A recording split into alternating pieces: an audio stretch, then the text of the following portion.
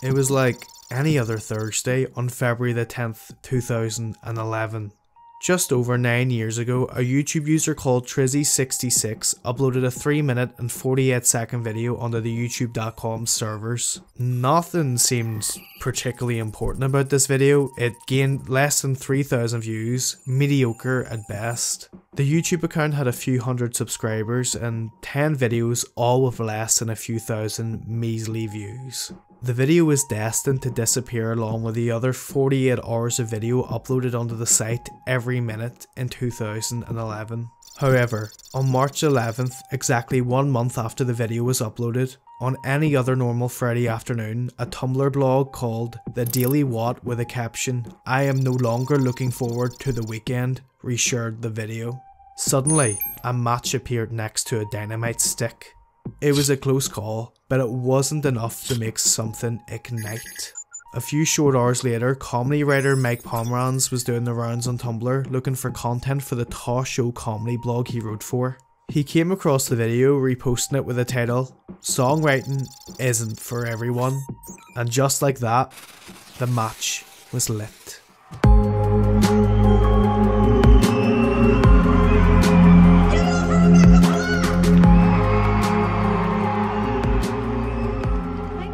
However, this isn't a tale about Friday, or Rebecca Black for that matter. This is the story of the music producer behind Friday. This is Patrice Wilson.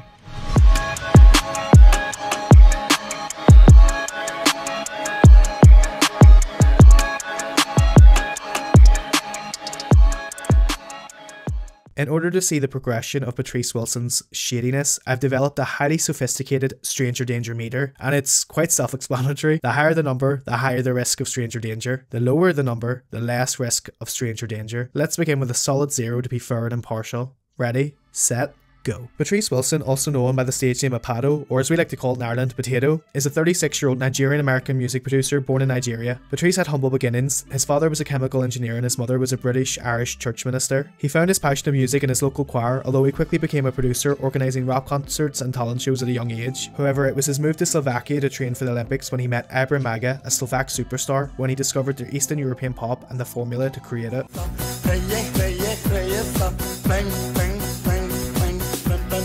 While in Slovakia, Patrice was training for the Sydney 2000 Olympic Games and was going to be representing Nigeria in the 100-metre sprint, although being on stage with Abram in Slovak made Patrice realise that he was following the wrong path in life and he gave it all up to pursue music in Hollywood. The place where dreams become a reality, or go to die depending on what way you want to look at it.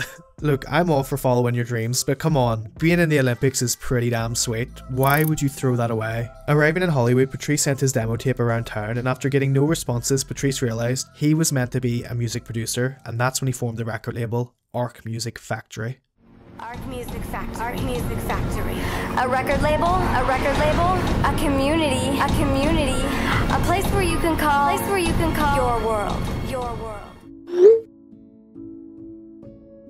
Patrice was now the founder of defunct record label Ark Music Factory. The company, and when I say company, I mean Patrice, because everyone with moral fibre left the company after the Friday drama, eventually closed its doors in 2013 to get away from the bad press. However, the fun didn't end when Ark closed its doors, as Patrice went on to open Patio Music World, which eerily sounds like Michael Jackson's Neverland Ranch. Patrice's initial company, Ark, was this pretend vanity label where rich white kids could purchase a song and a music video just to give people the illusion that they're famous, I guess. The kids' parents can end up paying anywhere between $2,000 to $4,000 depending on the contract. However, Patrice himself confirmed a new $7,500 price tag in an interview with Believer.com in 2014. I only expect that price is probably higher now. This could all be forgivable if the kids were talented, but you know those super talented kids that come out on a talent show and they're so cute and small. Hello. And then next minute they start belting out a classic. You close. Well, that's not the case here at all. These singers are they're awful, to be brutally honest. I'm sorry, but it's the truth. The songs have narcissistic themes like being famous or being rich and beautiful, or even hacking into unsuspecting victims' computers and recording them through their webcam and sending it to everyone in school to bully them. You know, situations that every normal kid gets up to. What's even more concerning is these songs were all written by Patrice himself. You can't hack into people's computers and film them. Didn't anyone tell you that's creepy, Patrice? All of the songs have a similar pace and melody, with repetitive lyrics and a bridge halfway through where Patrice begins to rap. The kids get to feel famous, and Patrice, well, he got their parents' money. Everybody wins? Well, not really, as Patrice was upset when he was called out about this business model and held a fake press interview to address these comments online. It's been posted online that you charge for your services. Could you elaborate for us where you stand on these comments and posts? How much do we charge? Number one, we don't charge all artists. If we are to charge an artist, it could range from $2,000 to $4,000.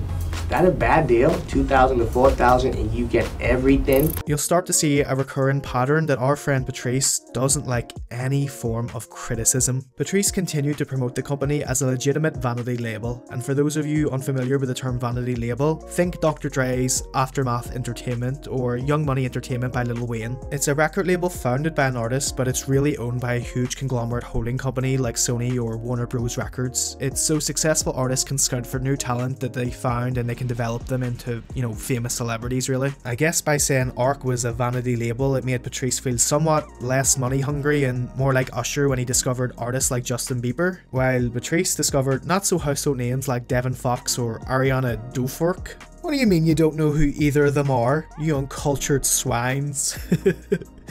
Well, the internet, as they do, quickly picked up on Patrice's endeavours, which is why Patrice was ultimately dubbed by many critics and commenters alike, Fat Usher. A name that would burn Patrice Wilson to the core over the years. Remember I said Patrice doesn't like criticism? You're in for a treat.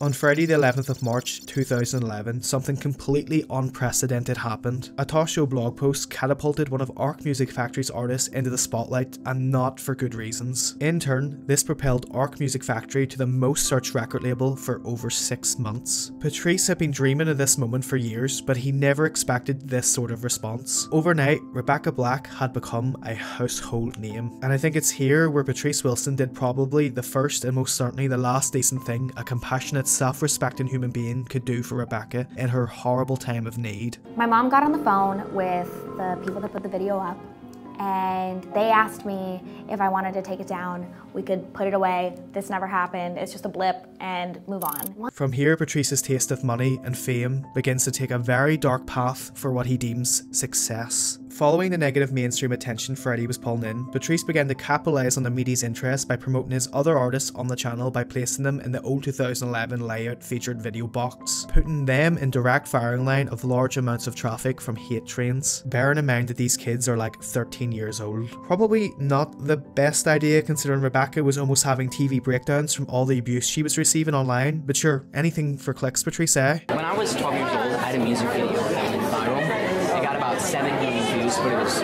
off page. It got like 600,000 dislikes and 100,000 likes. Oh wow! And all the comments were telling me I was ugly, saying I should kill myself, and that really made me stop singing. I started Ark Music Factory and Productions, and the whole goal is to bring people together. By this stage, Ark was a YouTube partner, and all of the videos on the channel were plastered in ads, so Ark were making an absolute killing from iTunes purchases and monetized YouTube views. Patrice was quick to even offer up his home as a filming venue for all the TV interviews, where he again featured more Ark artists. Patrice was really trying to hit home to the media that this was one big happy music family, and the media, well, they were quite content to lap it all up, but sure, there's no surprise there, is there? Although behind the scenes, this was not the case at all. Georgina Kelly, Rebecca's mum, had just filed a lawsuit against the company for copyright infringement and unlawful exploitation of Rebecca's publicity rights. In the simplest of terms, Ark was milking Rebecca for everything she was worth. They were exploiting Rebecca's name and image for press coverage, iTunes sales, views, and even at one point I remember them releasing a Freddie ringtone and they didn't even consult the Blacks about that. Patrice even began trying to cover his tracks by telling the press that the Blacks only paid him $2,000, which meant that he owned the copyright, when actual fact, it turns out that Georgina Kelly paid $4,000, which stipulated in the contract that the Black family owned the 100% rights to the song and wasn't even signed to the Ark Music Factory like the other artists.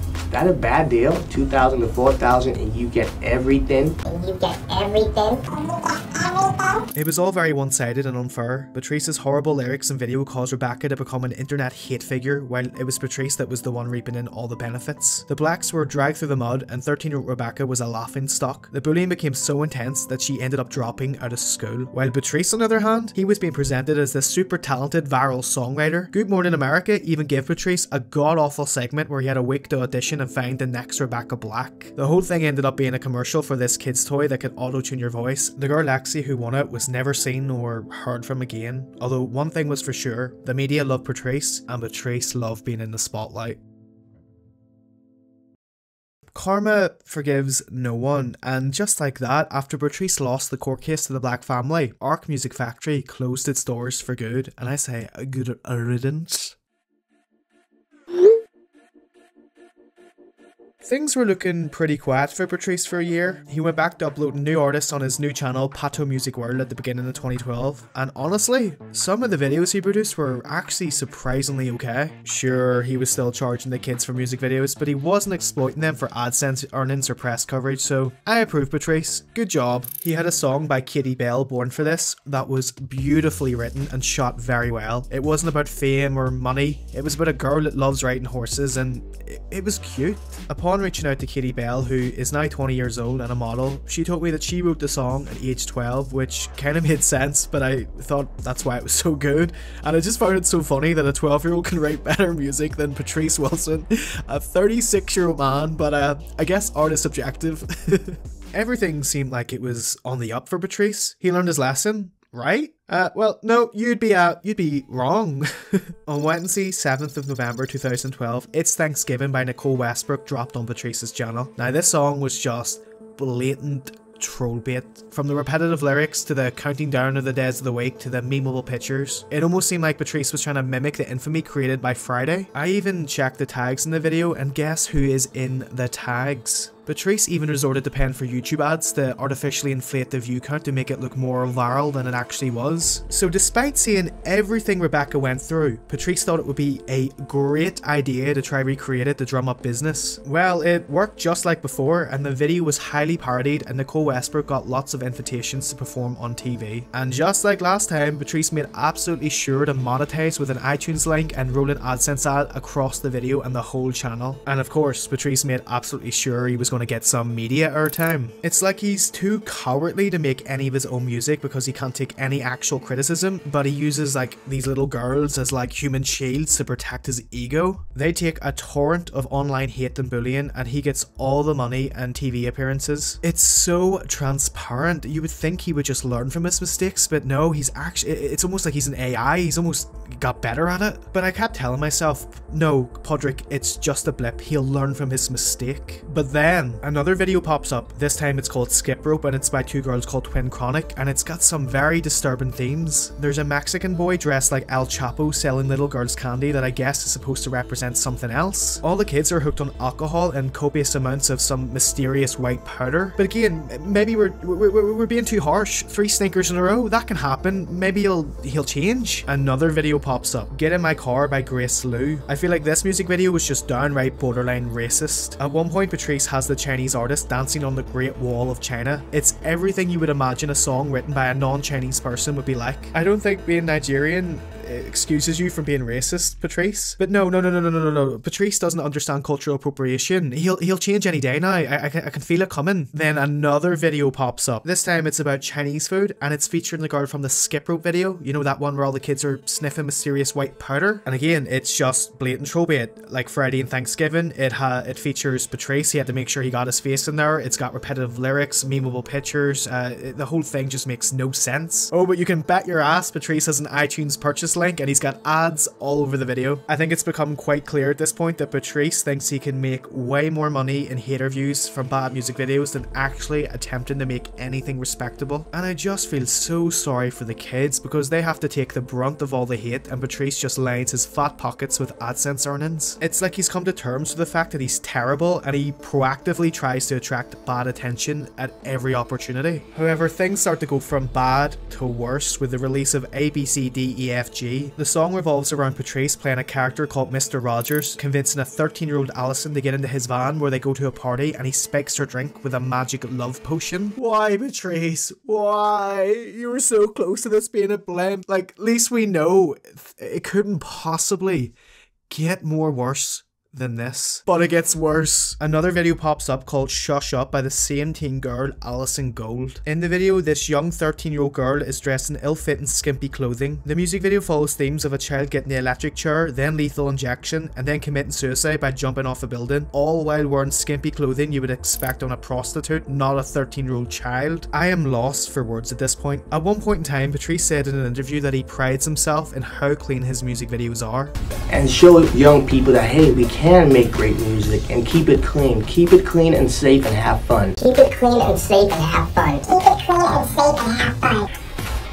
Sure, they were cheesy and they were about Days of the Week, but how did we get from Days of the Week to this? YouTube at this point stepped in and removed the videos from the channel, but re-uploads can still be found on the site if you search far enough. I think we can all agree that YouTube was definitely in the right to do this. It just seemed like Patrice had entered this dark rabbit hole of creepy videos that connoted many things that I don't even want to say in case this video gets removed, but you know what word it is. This wasn't the end of the story just yet. Popular creator H3H3 picked up on the story and mocked Patrice for the content, and rightly so. Someone had to say something because no one was speaking up on the matter. For years following the success of Friday, Patrice was constantly getting patted on the back by the media, acting as if he was a god in human form because he knew how to make something go viral on the YouTubes. But what Patrice did was blatant exploitation of young girls for YouTube views, and what's worse was the fact that he was able to get away with it for so long and it went this far. Like, we talk about Apocalypse and PewDiePie doing this and creators doing that, but here we have a 36-year-old man dressing girls like prostitutes for views. What in holy I just don't understand how you can be a parent and be okay with this. Well, remember I told you that Patrice didn't like criticism or being called Fat Usher? Well, he really was not happy with what Ethan and Hila had to say about him. So Patrice, like any other rational human being, started a live stream with a countdown that he alluded he was going to do something to H3H3. If you watch the live podcast, Ethan and Hila, they looked genuinely terrified of him. I think they really did suspect that Patrice was going to do something crazy on them. But of course, it was one last troll and it turned out to be nothing but a trailer for Patrice's next endeavour, a pilot for a TV show. But they weren't out of the woods just yet. At the end of the trailer, Patrice steps on screen and he's looking slimmer than ever before. Patrice explains how he had to change his life because of all the bullying and the trolls that H3H3 caused. It's all very self-pity, boohoo me and boohoo that. Not once in the video does Patrice actually take accountability for anything he's done. The exploitation of young girls, the creepy videos. Like, I fully well understand that some people said mean things, like they called him Fat Usher and a few trolls called him a nonce, but can you really blame them if you're going to make videos like that? I'm not even going to entertain the video any further, as it's just Patrice at the end of the line with no young girls to hide behind, and the trolls have finally got their prey and he couldn't even say sorry, and it was all somebody else's fault as usual. And it's a mighty shame too. Throughout this whole saga, everyone has learned something from their experiences. Rebecca Black learned the hard way that she needs to be able to laugh at her mistakes to grow, and by God did she grow. You really need to check out her channel. She's got some sick music on there. I'm a fan, I must say. Clarence J, Patrice's partner, left after the lawsuit. I guess he realised enough was enough. All the people online that watched the saga from the get-go learned to be kinder with our words. I even reached out to Mike Pomeranz, you know, the guy that wrote the initial Tosh Show blog that accidentally started all of this back in March 2011. Speaking about what happened to Rebecca, Michael said, "I never once mocked Rebecca Black personally, and it breaks my heart to see what she had to go through and what she went through. Any person could have sung the song and the song would still have been ridiculous. Black just found herself in a very unfortunate position." It seemed like all parties involved learned something about themselves and life as a whole, but not Patrice though. It's everyone else's fault and he has nothing to be held accountable for. He is just the perfect human being, the supreme gentleman, and I just hope it doesn't get lonely up there on that pedestal, Patrice.